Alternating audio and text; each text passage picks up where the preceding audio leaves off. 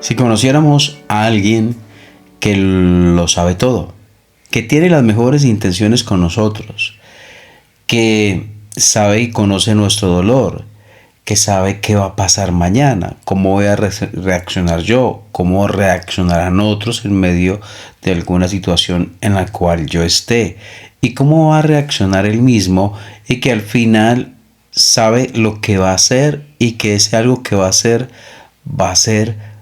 para provecho, para gran provecho mío. Si conociéramos a alguien que tuviera todas esas cosas juntas, además de la buena voluntad, del deseo de que me vaya bien y de que todo esté mejorando para mí. Entonces, ¿qué pasaría? ¿Cómo le hablaríamos? ¿Cómo le escucharíamos? Pues hay esa persona. Existe esa persona y esa persona es Dios. Él sabe lo que va a pasar mañana, Él conoce mi dolor de hoy, Él conoce cómo va a reaccionar mañana y cómo reaccionar a otras personas frente a situaciones en las cuales yo estoy involucrado, pero también, Él también sabe cómo reaccionarán otros, lo conoce y al final busca que todo sea para mi bien. Es Dios. Y es hoy un ser vivo y real. No es una mentira, no es una fábula. Y las evidencias son palpables y la vemos en la creación. No hay evidencia más visible que la misma creación, las personas, las transformaciones de vida.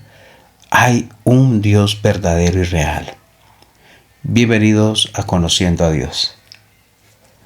Cuando nos remitimos a Éxodo capítulo 3, donde Moisés y Dios están hablando, que es Dios quien toma la iniciativa. Recordemos eso que es importante y sucede con Adán, sucede con Abraham, sucede con David, sucede con Noé, sucede con Moisés. Dios busca al hombre, no es el hombre que busca a Dios. Dios toma la iniciativa, es Dios quien va y habla, quien va y llama, quien va y da un encargo, una comisión. No es el hombre que levanta la mano diciendo, aquí estoy, Señor, ¿qué quieres que haga? Más bien es Dios quien le busca y bueno, en respuesta a esa iniciativa divina, puede ser que el hombre tenga una buena disposición. Pero la iniciativa de Dios. Y encontramos aquí que Dios busca a Moisés para hacerle un encargo. Y un encargo muy especial, sacar de Egipto a su pueblo, los hijos de Israel, como lo dice Éxodo capítulo 3 al final, versículo 10 al final. Y luego en versículo 16 dice, Dios a Moisés, ve y reúne a los ancianos de Israel y diles, Jehová el Dios de vuestros padres, el Dios de Abraham, de Isaac y de Jacob, me apareció diciendo, en verdad os he visitado y he visto lo que se os hace en Egipto. Dios ha hecho un encargo a Moisés. Lo bueno es, y podemos aprender de Dios, que Dios hace un encargo, pero dice y da los pasos, el paso a paso. ¿Qué hacer? ¿Cómo llegar hasta allá, hasta donde Dios está diciendo que vaya? Entonces aquí está diciendo, lo que tiene que hacer ahora es reunir a los ancianos y contarles lo que está pasando, que yo he venido, que yo estoy acá y que yo quiero hacer algo. Pero quiero que ellos lo sepan, los ancianos, los que son líderes en el pueblo de Israel. Y luego el 17, he aquí y he dicho, yo sacaré la aflicción de Egipto, la tierra del cananeo, del eteo, del amorreo, del fariseo, del heveo, del jebuseo, a una tierra que fluye leche y miel. Tal vez en otra ocasión lo hemos hablado, pero es importante. Dios salva de la aflicción. Dios quiere rescatar a su pueblo, sacarlo de la condición de miserableza en la cual se encuentra. Pero Dios no solamente salva de, sino salva para o salva a. Es decir, no deja al pueblo simplemente libre y sueltos por todo un país o el desierto, y ustedes verán para dónde cogen. Chao, nos vemos luego, que estén muy bien, ya agradezcan que los saqué de Egipto y ustedes verán cómo siguen. Sino que Dios saca de Egipto y lleva a una tierra que fluye leche y miel. Dios no solamente rescata al hombre de ir al infierno, a la condenación, a la muerte, sino que Dios rescata a esa persona, que saca a esa persona del infierno, a donde iba, de la destrucción, de la infelicidad eterna, al estar lejos de Dios, y le da un lugar especial, un lugar de bendición. Entonces no solamente no voy al infierno por gracia, no por obras, por gracia, pero sino que también me da un lugar en el cielo. O sea, no solamente me salva de, sino que me salva para o me salva a. Y es Dios, el mismo que Dios que tenía Israel, el mismo Dios que tenemos hoy. Entonces sigue diciendo el versículo 18, y oirán tu voz, e irás tú y los ancianos de Israel al rey de Egipto, le diréis, Jehová, el Dios de los hebreos, nos ha encontrado. Por tanto, nosotros iremos ahora camino de 3 días por el desierto, para que ofrezcamos sacrificios a Jehová nuestro Dios. Mas yo sé, está diciendo Dios, mas yo sé que el rey de Egipto no nos dejará ir, sino con mano fuerte. Una vez más, las indicaciones son claras, específicas, concretas. Vayan y díganle a Faraón esto: deja ir a mi pueblo camino de 3 días. Y también que no los iba a dejar ir. Además, Dios da una oportunidad a Faraón, pero además sabe que él no va a tomar esa oportunidad. Él conoce lo que va a hacer Faraón. Dios conoce, Dios sabe todo. Dios conoce todo y sabía la reacción de Faraón. Yo sé, dice Dios, yo sé. Y cuando Dios sabe, es mucho mejor que cuando nosotros decimos que sabemos. Muchas veces pensamos que sabemos, pero nos hemos dado cuenta que estábamos equivocados.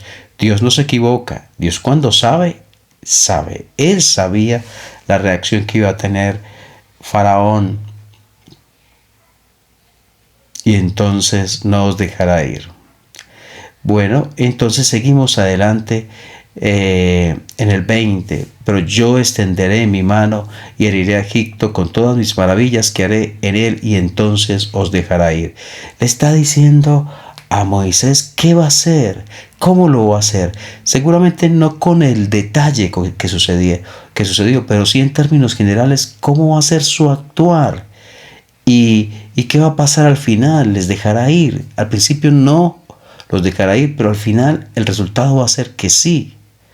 Entonces está dando todo el mapa de lo que va a acontecer.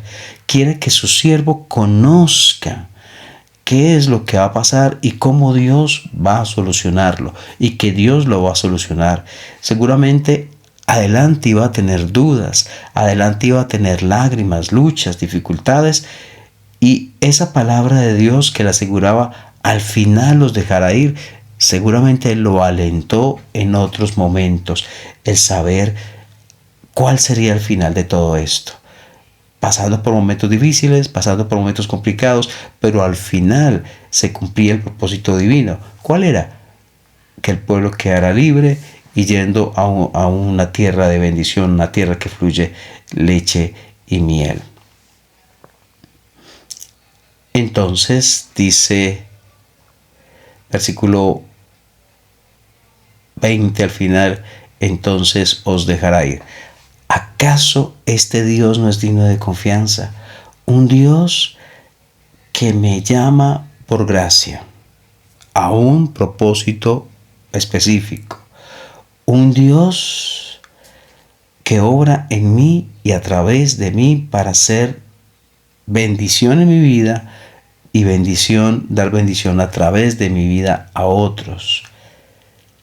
Pero también un Dios que me dice, va a pasar esto, va a suceder aquello, al final va a pasar esto.